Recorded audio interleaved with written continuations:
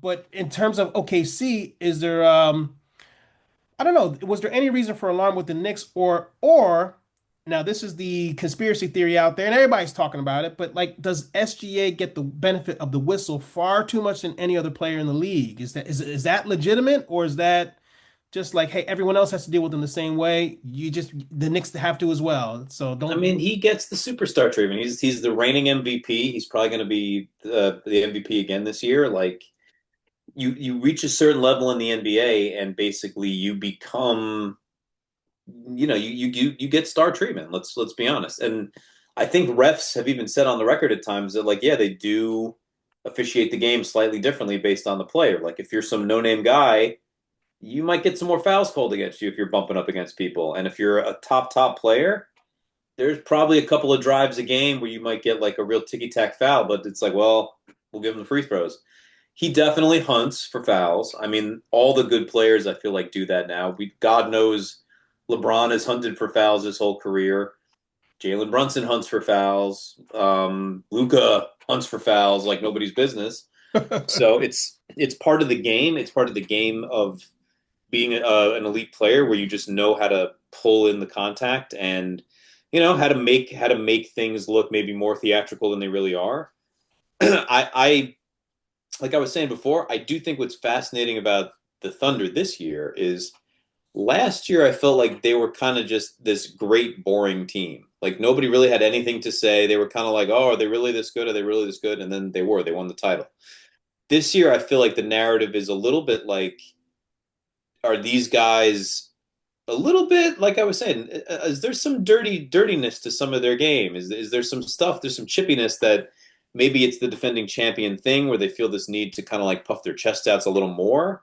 But I do feel like teams this year are much more like combative with them, whereas last year I felt Mm. like they were just sort of awed by how great they were. And maybe this was like just something that's in all these guys' heads now is like, all right, they kind of blew us all away last year. This year we have to really like step up to them. And I do feel like there's been more games with the Thunder that have involved like a lot of pushing and technicals. And I do wonder if some of that is just teams are like, no man, like you're not going to run us off the court 2 years in a row. Well, I think Spurs have their number, and that's going to be an interesting matchup for sure if they do collide in the Western Conference Finals, which it looks like it appears. You know what I mean? You never know with the It's Lakers, lining but up for that. it is lined up for that. But yeah, I agree. I think when you do become the reigning champ, everyone's got a target on your back, and they're out to kill. And I think they are trying to somehow dismantle the OKC, but it just Shea's pretty unstoppable, and it's not even close. And OKC is just unstoppable as a team, and it's not even really close. I mean, the closest I can think of is the Spurs, and I just think they've arrived a little bit earlier than people expected. Hmm. Who knows? I mean, I can never say put a cap on what a team can do. They're young and they got Wemby and they have a lot of upside, and they're definitely not going away. But in my eyes, the eye test of games I've seen, I'm hard pressed to see anybody beating OKC at all in the entire league. I just don't. I mean, granted, if the Knicks got there, I do feel like it could be a good scrappy series, but the Knicks would have to have their A game at all times, and I just think they're too inconsistent for that. So that would just be the only thing I would say. When they're consistent and when they play like the way they can play, the Knicks can beat anybody, easily. But they just don't play with that. They just don't have any consistency. But I think that's part of their rhythm. I honestly feel like that's how they play. They play, they stink one game, the next game you're like, wow, where's this team from? And they stink 2 games later. I'm like, what is Right. going on with you guys? I don't know. But But here's a question for you. Here's a here's yeah. a I'd love to hear your opinion on this. If SGA wins another MVP and they Hmm. win another title, Hmm. is he entering the conversation as the best shooting guard of the last 30 to 40 years? Possibly. Because I mean, he's never going to be, Possibly. no one's ever going to be MJ, of course. Like MJ's in his Right. own world. But after that, I mean, Kobe, I would say, is probably the next one there because LeBron's not a shooting guard.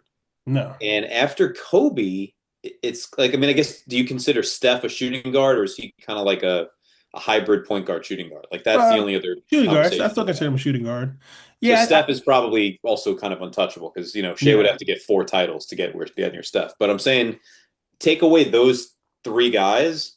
Are we looking at like the best shooting guard of the last 10, 15 years? I would definitely care to say he's like in the top 10 for sure, for certain. You know, I would say yes. I would say yes, just on the strength of if he could just stay healthy throughout the rest of his career, he'll definitely be a shoo-in for being like one of the top three shooting guards of all time or something. Wow. But the but is just like if he can get the chip again, if he can get the MVP, he's poised for that. It's clearly, barring any serious injury, it's clearly his lane for that because, like you said, they're going to give him the benefit of the whistle as a superstar and as a kind of like unofficial face of the league. I mean, I think the league, when LeBron retires in another 4 years, the league will kind of be passed on to They say slip SGA. that in there. It'll be passed on to SGA. It'll be passed on to, Anthony Edwards if he wants it. It'll be although I love Anthony Edwards and I think he'll be a problem for folks in the Western Conference. I just think he's not specifically what the league is looking for in terms of being the face of the league. No. He's a little brashly outspoken. You know what I mean? You know He's who I already think is the face of the league? Wemby. Yeah. Wemby. Yeah. He clearly is. He clearly Like is. everybody that I know that cares about basketball is like this guy is different. I've never seen anything like him. When I watch him play, it's like watching, like early LeBron, like when it was like Hmm. I've never seen people do this before. He carries himself in a way like somebody who's already like a 10-year veteran, which I find amazing. He Hmm. cares. The thing that I really enjoy about him too is like he gets pissed when they lose. Yeah. Like you can see it that like he's not out there making friends. He's like, I want to win, I want to beat these guys. Like he was pissed when they lost the gold medal a couple years ago with France. Mm. So like to me, he's well on his way to being I mean, if he's not already, like he's just waiting for LeBron to leave to just like be like, this is my league now. No, absolutely. I think he is going to be the face of the league. I think he'd be actually willing to take that torch once LeBron leaves in another half decade or so. Now it's a half decade. Damn. Yeah, Career's another getting five longer and years. longer. 5 years. 5 years. Not this year, not included. But LeBron doesn't want to leave. He wants to hang his nails into this Is he gonna NBA. play long enough for his kids to be in the league? He's gonna be No, playing no, with his no. grandkids? Okay. Not that long. But you have to think about it pragmatically. LeBron, like, matter of fact, I found out today that he got he had to get tested by the league or whatever. The league required him to get tested. Oh, for like drug and like enhancement drugs? Yes. What's it called? And like it was Performance enhancement. yeah, performance enhancing drugs. So they had to test him because you know Wow. I think Well, they're so, but that's a credit to how great he is, absolutely. and the so come on, man, his level hasn't diminished that much. He could play for another if he really wanted to. If he wanted to, I'm sure at a certain point, it's like, man, why am I even doing this? This is retarded, you know. Oh yeah. He could Well, play for these another. guys, those guys always say the hardest part when you Is get walking older. away. Well, it's not even that. It's the preseason. Like Mm, that's what I remember Brady would always say. He was like, I could play for 10 more years, but I hate like getting into that training camp, going through the hot workouts. Like that's what the guys are like, no, I don't want that. Like if you just told me I could just show up day one for the first game, I could play forever. But but it's like he seems it's the like time off and the comeback. he takes delight in that. He takes delight in the off season and getting himself together and this, that, and the third because it's just so much his regimen. He loves doing it. Right. He's social media when he does it. I think he could clearly do another 5 years if he wanted to. But I think it's going to be a split of the difference, maybe another two, three. But who knows? Who knows? If he really likes it, he'll continue on. I just think that Anthony Edwards is he brings excitement, energy. He Mhm. brings the youthfulness to it, but he also brings that brashness, the yelling with the dunks that I don't know, some people have issues with. And then the post conference, the conferences, post game conferences where he doesn't really have a filter when he talks. He cusses. He does the most, and he has no apologies about it, and he shouldn't. But he's a little too real for the league, if you I get what was I'm gonna saying. You say know what I mean? A little too he real, he kind of like lands Allen to me. Iverson. That's exactly what I was about to say. Hmm.